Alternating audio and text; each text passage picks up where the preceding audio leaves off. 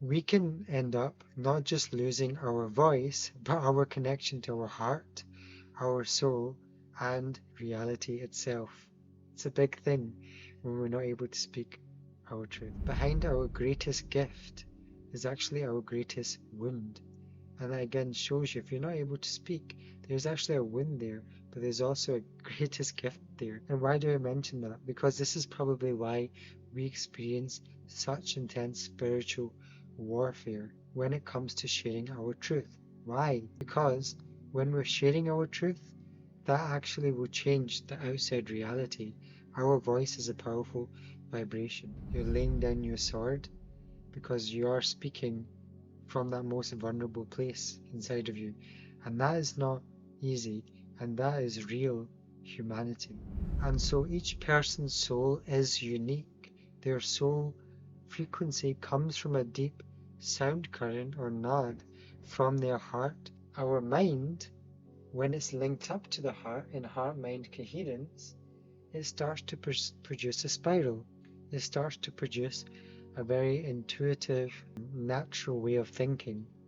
But if we're discoherent, if we're not connecting to the heart, then our mind will just become discoherent. Those narratives, those forms are pulling us away from our inner truth. That is a form of spiritual frequency warfare. Because when the vibration of our voice is aligned to our heart coherence, it basically breaks these unconscious structures and 3D paradigms in the world. So if these 3D paradigms of technology, of architecture, of religion, of corporate structures are built on non-coherence of the mind, if we're speaking from our truth, then our voice becomes very powerful when coherently aligned, and it is a divine fire in a metaphysical way.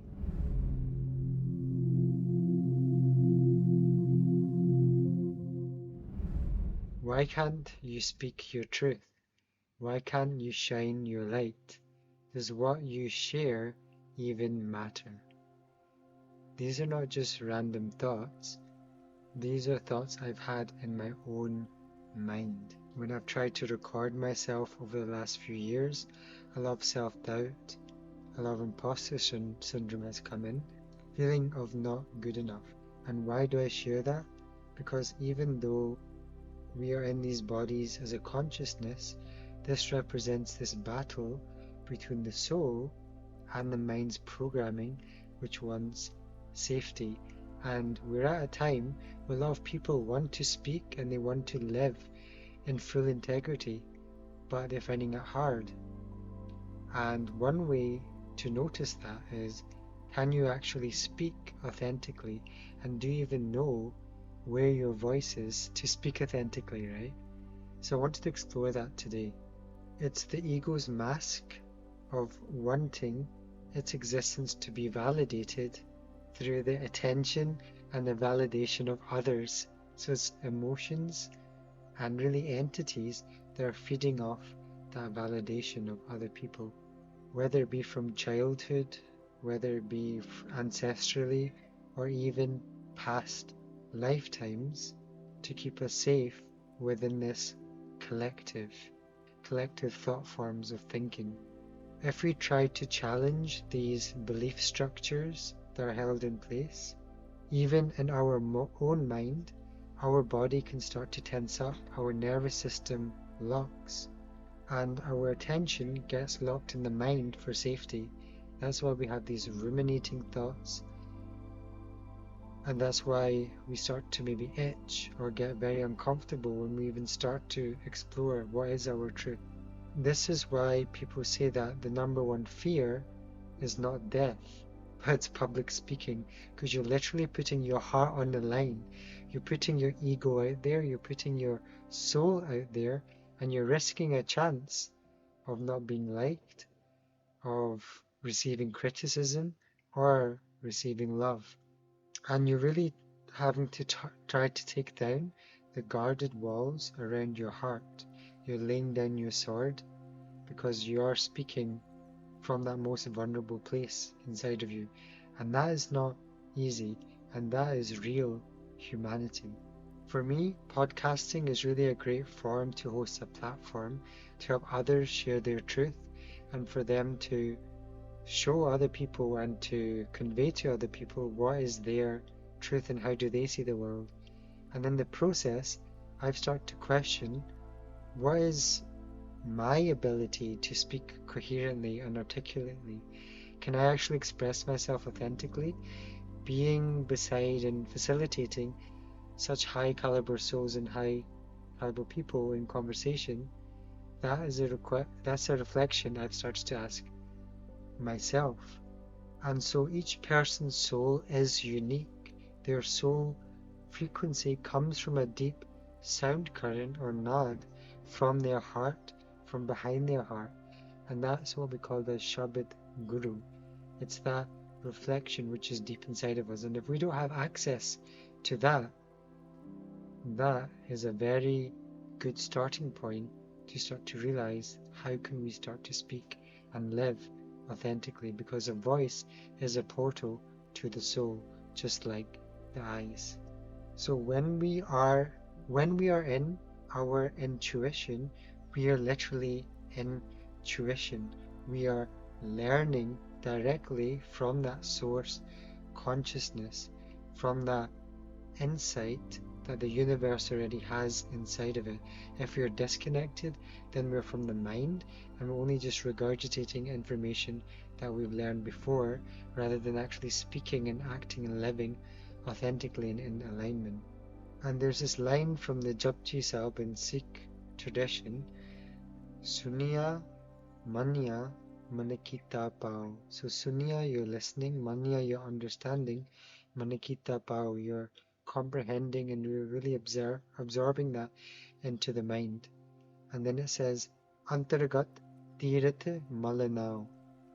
So Antargat, your inner spiritual state of your heart, is getting that washing or that cleanse. So all that to say that it's very simple, that when we're listening inside, we're getting attuned to our own spiritual state of being. When this is misaligned, we are discoherent, we are unharmonic, and we're disconnected from our source consciousness and reality itself. So if you can see here, this is the heart, and it has that spiral, that intuitive spiral when we listen inside. Our mind, when it's linked up to the heart in heart-mind coherence, it starts to produce a spiral. It starts to produce a very intuitive, natural way of thinking. But if we are discoherent, if we are not connecting to the heart, then our mind will just become discoherent. Our emotions will start being discoherent, our logic will start being discoherent, we won't be connected to the Logos. And so the buildings that we create, the speech that we use, everything, our actions will become discoherent and not authentic. Therefore our voice will also not be authentic. And so when we're in an environment that's discoherent, we might actually find it harder to be coherent in our voice, because we've not developed that safety and that centeredness alone.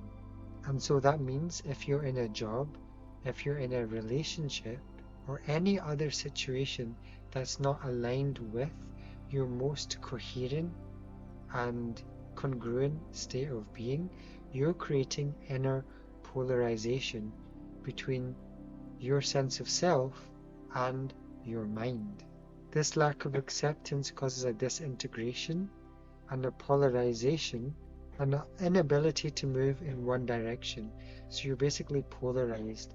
One is attached, it's not able to let go, and the other wants to move in one direction. And so that is down to a lack of trust in yourself, and ultimately a lack of trust in the creative power of reality of this universe. This means looking at yourself honestly and examining the deepest layers of what safety mechanism you are attached to. Are you actually studying, working in a situation that you feel most aligned to? Are you around people that you're most coherent with? Are you doing the things you deeply want to do, or are you following programs being told by your parents, by your society, by your job, by your government? We can all see how this starts to connect, that your state of consciousness is linked to the wider state of consciousness. If you're complying to the mind and you're complying to the programming, you're actually complicit in what is actually going around.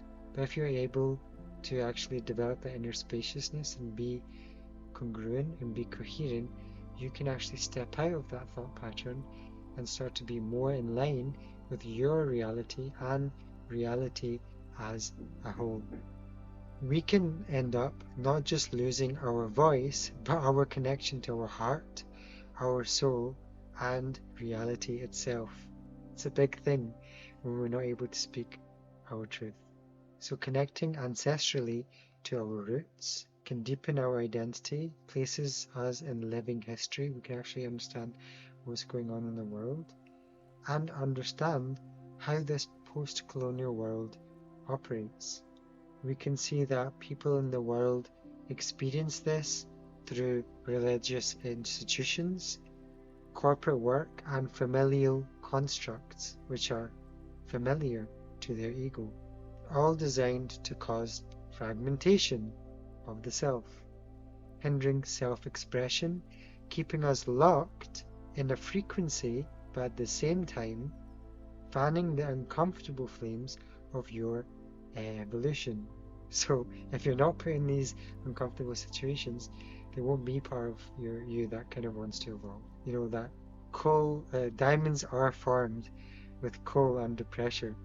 Often these paradigms are firmly embedded and fundamentally underlaid with these paradigms of victimhood, of deep victimhood, the vibrations of fear, of shame, and guilt. These vibrations are not bad, but they're indicators of disempowering human nature. So if you're around people that are complaining all the time, that are negative, that's a strong indication of a victim mindset. And that further amplifies and fuels these entities which feed on those emotions. If you've gone through the meditation process, you'll realize that there are those beings or these entities in different fields that actually feeds on those thought entities and those emotion entities. Ultimately, these projections, like a mirror, diffract ourselves instead of reflect ourselves.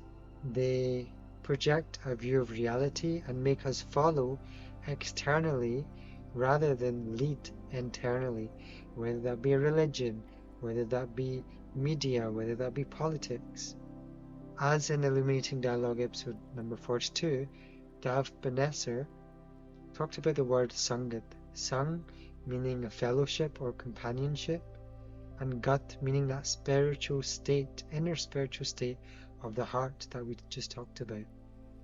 So that community with the same state of heart, the same heart coherence. It's a metaphysical connection between the heart and the brain, or the Hirda and the Man, a community that doesn't divide you but leads you closer to yourself.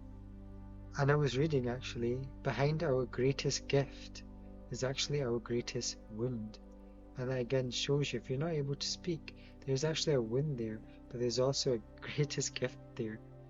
And why do I mention that? Because this is probably why we experience such intense spiritual warfare when it comes to sharing our truth. Why? Because when we're sharing our truth, that actually will change the outside reality. Our voice is a powerful vibration. What do I mean by spiritual warfare? It's very similar to physical warfare. Physical warfare meaning on the battlefield with weapons with your hands, but the spiritual warfare is in terms of frequency, of mental thought forms, of emotional feelings, sensation, and astrally, psychically, those downloads we might be feeling as an artist or as a visionary, but we're not actually able to execute them. So when we feel drained by media, by politics, by institutions, by other people around us, those narratives, those forms are pulling us away from our inner truth. That is a form of spiritual and frequency warfare. Do we have the opportunity to find inner space within ourselves, in nature, in meditation, in community? To understand this space, I find this Shiva Shakti archetype quite good to use because it's one of the oldest traditions and it really shows the archetypical force being used. So contemplating Shiva holding space and Shakti being that life force to guide you towards your authentic truth and intuition. Unfortunately, in modern times, this masculine energy has been inverted to control, suppress, and extract life force energy from the feminine, rather than actually hold the space. The voice is a tool and a divine weapon. Why? Because it can invoke a passion, a fire into the hearts of others and actually break generational cycles and patterns in the mind.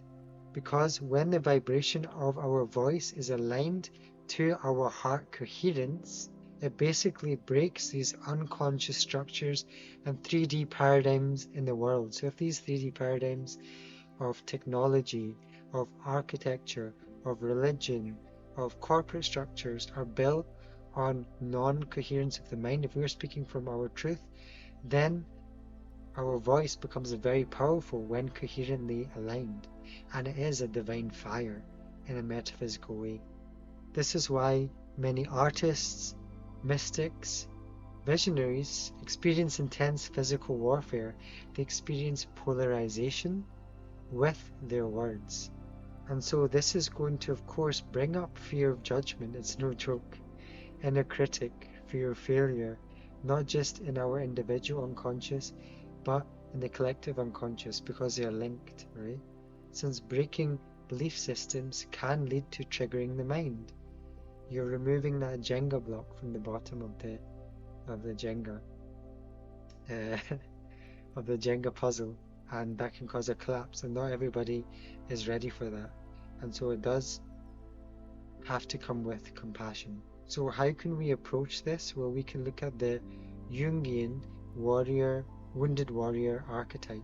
Often we can feel burned out fighting while simultaneously bleeding against a situation which doesn't actually demand the same level of reactivity than we are projecting against. And it's important to know how we are projecting and how other people are projecting on a situation. This wound comes from childhood through self-suppression because a part is rejected and not loved by an environment. We can see a lot of warrior people trying to stand up for justice, but perhaps overplaying or overdealing their hand because of their baggage. So this childhood self-suppression can come from being rejected and not loved by the environment, such as making an independent choice, having a creative idea, or an emotional expression in childhood.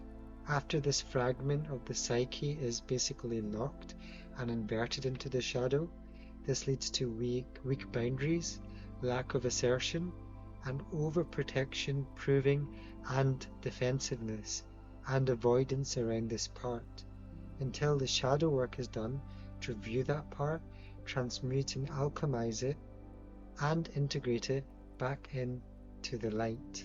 And we can see this with the wounded healer as well. People wanting to heal or bring salvation to people, actually with not looking at their own shadow and integrating themselves and being heart-centered, also known as the false light. So in this process of finding your voice and pursuing any creative pursuits will actually loosen any belief systems you have, because you're coding or you're searching within your own heart, overcoming any fears and unraveling in a process your own truth and finding more about who you truly are and your own potential, your own humanness, in addition to finding your very own soul. So I hope this video helped you understand about why you might find it hard to find your own voice, to actually express your own voice, and how that links deeper to actually living life in coherence and authentically with reality itself. So thank you very much for watching. If you enjoyed this, like and subscribe to this channel, and I'll see you in the next video.